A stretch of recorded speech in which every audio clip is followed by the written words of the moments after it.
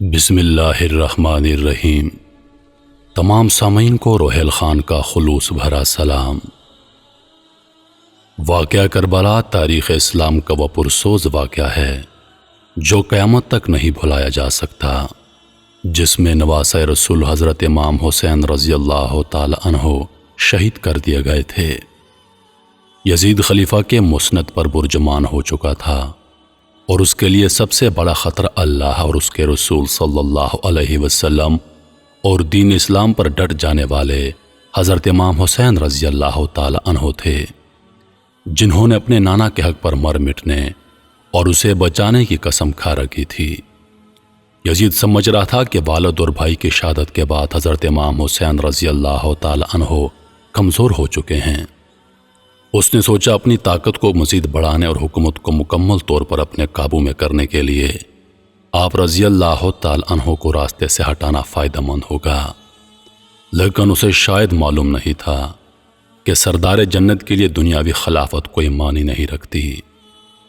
کوفہ والوں کے سینکڑوں خطوط حضرت امام حسین رضی اللہ تعالی عنہ کو موصول ہوئے، جن میں یزید اور ان کے اہلکاروں کے مظالم بیان کیے جاتے تھے اور دین اسلام کو درپیش خطرات سے آگاہ کیا جاتا تھا۔ ایک اطلاع آپ کو یہ بھی ملی کہ شراب نوشی عام ہو چکی ہے۔ اپنے والد امیر المومنین حضرت علی رضی اللہ تعالی عنہ کی جائے شہادت پر جانے اور اپنے لوگوں کی رہنمائی کے لیے آپ نے مدینہ سے کوفہ جانے کا فیصلہ کیا۔ چنانچہ 28 رجب سن 60 ہجری کو آپ اپنے 72 ساتھیوں کے ساتھ مدینہ سے کوفہ کی طرف روانہ ہوئے۔ براستہ مکہ حضرت امام حسین اپنے 18 اہل بیت اور 50 اصحاب کے ساتھ کربلا پہنچے۔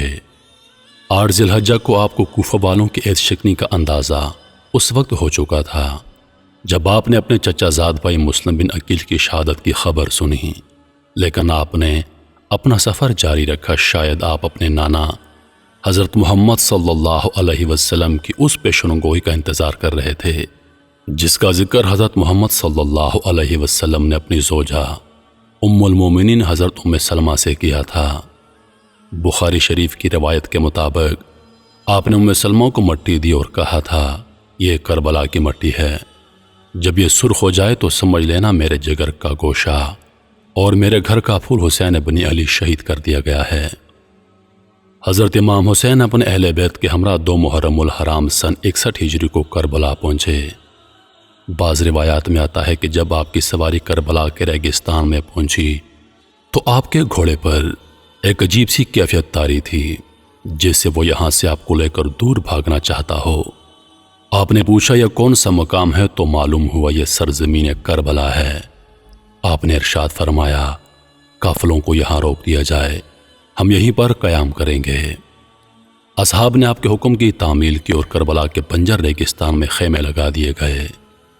آپ نے آسمان کی طرف دیکھ کر اللہ سے دعا کی، اے اللہ میرے نانا کی دین کی حفاظت فرما اور اسے زندہ اور آباد رکھ۔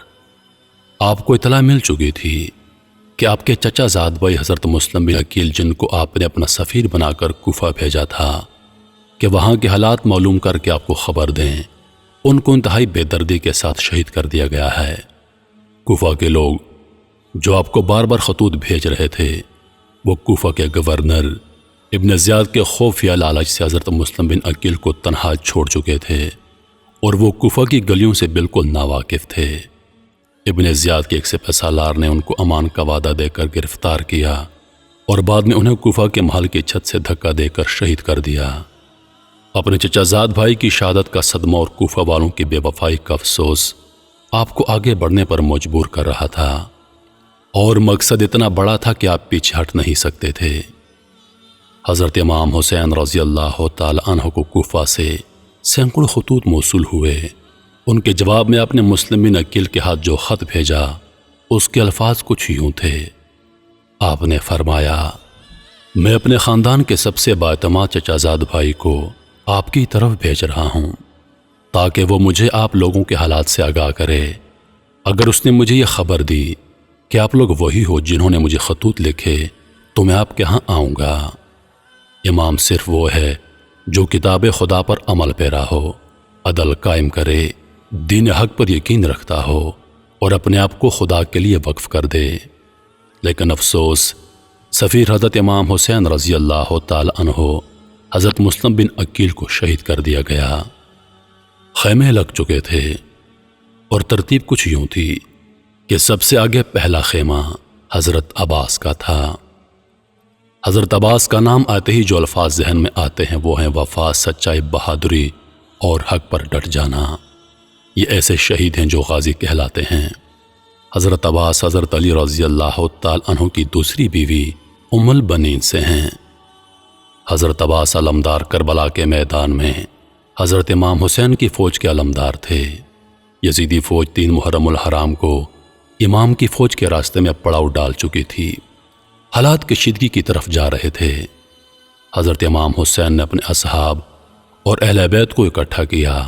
آپ نے فرمایا، میں آپ سب لوگوں سے اپنی بیعت اٹھاتا ہوں، آپ آزاد ہیں، جانا چاہیں تو جا سکتے ہیں۔ سب نے کہا، ہم آپ پر جان نثار کریں گے، اپنے خون کے آخری قطرے تک دین حق کے لیے لڑیں گے۔ یزید کی بیعت کا مطلب تھا کہ اس کے تمام اقدامات کی توثیق جس کا دین اسلام متحمل نہیں ہو سکتا۔ لہذا آپ کے پاس 2 راستے تھے، یا واپس چلے جائیں یا حق پر رہتے ہوئے جنگ لڑیں۔ لیکن معلوم ہوا کہ واپسی کا راستہ یزیدی فوج بند کر چکی ہے۔ اب صرف جنگ تھی یا یزید کے ہاتھ پر بیعت۔ ابن زیاد قاضی کوفہ سے حضرت امام حسین کو باغی کہلوا کر قتل کا فتویٰ لے چکا تھا اور اس نے مزید فوج کربلا روانہ کر دی تھی تاکہ یزید کی خوشنودی حاصل کر سکے۔ روایات کے مطابق حضرت امام حسین کے 72 افراد کے مقابلے میں ابن زیاد نے 4 محرم سن 61 ہجری کو بہت بڑی فوج کا لشکر لے کر کوفہ سے روانہ ہو گیا۔ حضرت امام حسین کے ساتھ یزیدی فوج کے مذاکرات جاری تھے۔ 7 محرم الحرام کو یزیدی فوج نے طاقت کے نشے میں مست ہو کر حضرت امام حسین کو پیغام بھیجا، آپ اپنے خیمے پانی کے قریب سے اٹھا لیں، اور راستے میں یزیدی فوج کو بٹھا دیا گیا۔ امام نے پانی بند کرنے کا یہ ظلم اس لیے برداشت کر لیا کہ کہیں بعد میں لوگ یہ نہ کہیں کہ حضرت امام حسین اور یزیدی فوج میں تنازع پانی کا تھا اور جس پر لڑائی ہوئی۔ آپ نے ظلم برداشت کیا اور اپنے اصحاب کے ساتھ خیموں کو پانی سے دور لے گئے۔ تپتے صحرا میں سب لوگ پانی کی پیاس سے تڑپنے لگے۔ لوگوں نے پانی کا تقاضا کیا، لیکن یزیدی فوج نے امام پر پانی بند کر دیا۔ بچوں سے زیادہ دین اسلام کی فکر تھی کہ یہ کن ظالموں کے ہاتھ اقتدار آ گیا ہے۔ یہ لوگ زمانہ جاہلیت سے زیادہ خطرناک اور گمراہ تھے۔ امام کسی صورت بھی یزید کے ہاتھ پر بیعت کرنے کو تیار نہ تھے۔ امام نے فرمایا، ہمارا راستہ چھوڑ دو، ہم کوفہ یا کہیں اور چلے جاتے ہیں۔ لیکن یزیدی فوج کسی بدقسمت جانور کی طرح طاقت کے نشے میں چور تھی۔ اس کے سربراہ نے کہا، 2 ہی راستے ہیں، آپ یا تو بیعت کر لیں یا جنگ کے لیے تیار ہو جائیں۔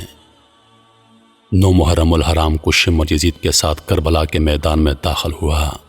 بعض روایات کے مطابق 9 محرم الحرام کو یزید کی فوج میں مزید جنگجو شامل کر دیے گئے تھے جو حضرت امام حسین کی فوج کے 72 جانثاروں سے جنگ کرنے کربلا میں آئے تھے۔ شمر نے آتے ہی اپنی عیاری اور مکاری کا استعمال کرنا چاہا اور اس نے حضرت عباس اور ان کے بھائیوں کے نام امان نامہ بھجوایا کہ آپ لوگ اس طلائی سے الگ ہو جائیے، آپ کو امان ہے۔ شمر نے کہا، آپ کی والدہ میرے قبیلے سے ہے اور اس رشتے سے میں آپ کا ماموں لگتا ہوں، لہٰذا آپ کو آپ کے بھائیوں سمیت امان دیتا ہوں، آپ جہاں جانا چاہیں چلے جائیے۔ حضرت عباس، جن کا نام ہی وفا کا پیکر ہے، وہ کہاں ایسی باتوں میں آ کر اپنے بھائی کو چھوڑنے والے تھے۔ آپ کی ماں کا ذکر آیا تو حضرت عباس نے شمر کو کہا، او ملعون، اپنی ناپاک زبان سے میری ماں کا نام مت لے، انہی کی تربیت اور حکم سے آج میں یہاں پر موجود ہوں۔ 9 محرم الحرام کی رات حضرت امام حسین کو یقین ہو گیا کہ یزیدی فوج آپ کا خون بہانے کے در پر تھے۔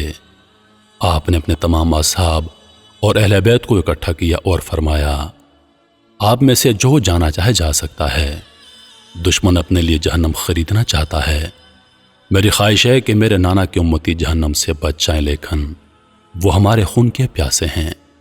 روایات میں آتا ہے کہ حضرت امام حسین نے روشنی مدھم کروا دی کہ اگر کوئی جانا چاہے تو چلا جائے۔ کچھ دیر کے بعد آپ نے اپنے باوفا بھائی اور ساتھی کو کہا، عباس روشنی بڑھا دو، یعنی حضرت امام حسین کو یقین تھا یہ میرا بھائی مجھے تنہا نہیں چھوڑے گا۔ 10 محرم الحرام کا سورج ہوا۔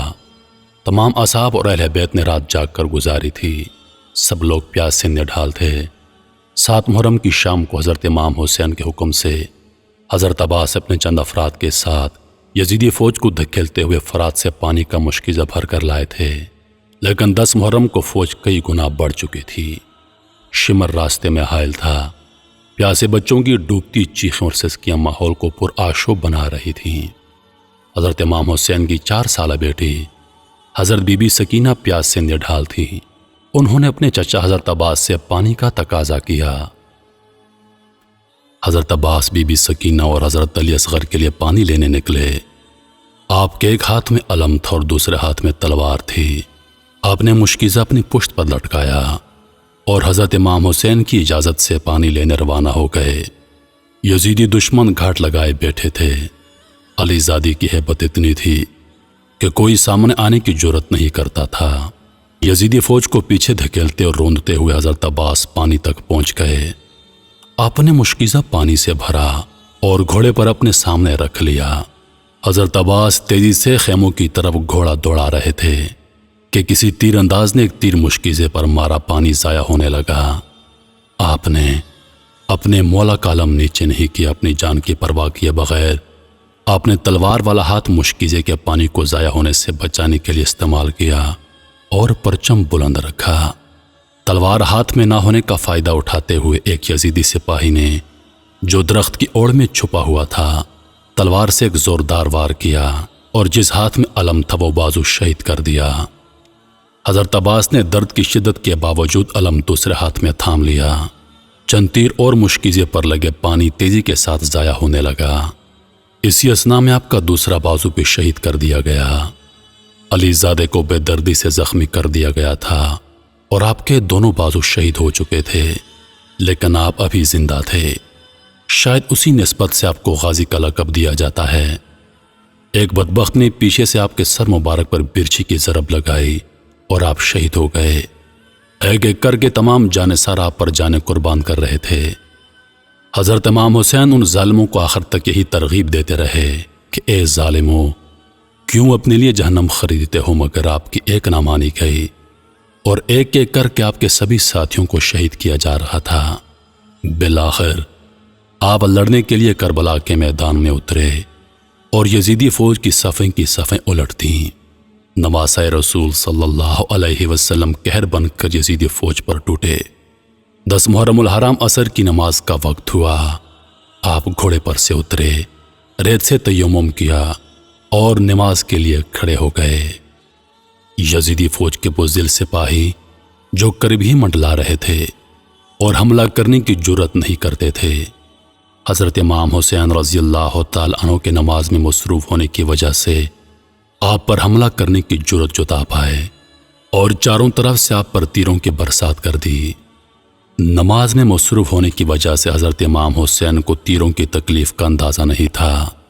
یزیدی بدبختوں کو شاید معلوم نہیں تھا کہ یہ علی زادہ ہے، اور حضرت علی بھی نماز میں مشغول ہوتے تو اس قدر خدا کی یاد میں ڈوب جاتے کہ تکلیف کا اندازہ نہیں ہوتا تھا۔ جب حضرت امام حسین رضی اللہ تعالی عنہ سجدے میں گئے تو شمر نے اپنی تلوار کی ضرب سے آپ کا سر مبارک جسم سے الگ کر دیا اور اس کو نیزے پہ بلند کیا۔ حضرت زینب رضی اللہ تعالی عنہا یہ سارا منظر دیکھ رہی تھیں۔ خیموں سے بیبیوں کے رونے کی آوازیں آئیں تو یزیدی فوجیوں نے خیموں کو آگ لگا دی، خواتین کے سروں سے دوپٹے چھین لیے اور سب کو قیدی بنا کر یزید کے دربار میں پیش کر دیا۔ اس کے بعد کے حالات انشاءاللہ اگلی ویڈیو میں بیان ہوں گے۔